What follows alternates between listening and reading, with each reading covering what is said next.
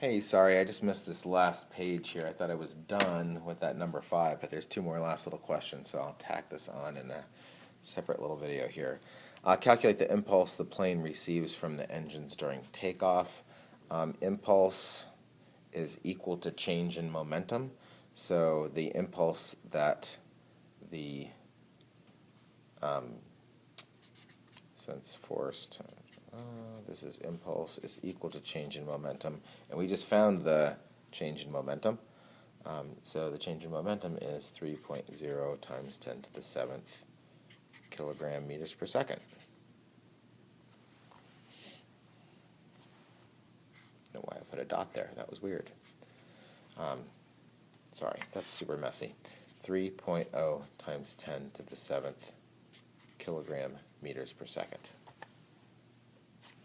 What additional information would be needed to calculate the velocity of the exhaust gases from the engines? Well, let's see.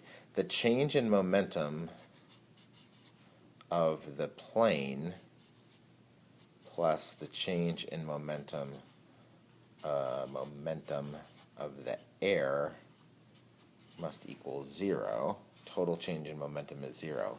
Or you could also think of it like the change in momentum of the plane, that has to be the opposite of the change in momentum of the air being forced out of the engines in the other direction. So I know what this is. That's 3.0 times 10 to the 7th kilogram meters per second. That's going to be minus the mass of the air. Like, wait, air doesn't have mass.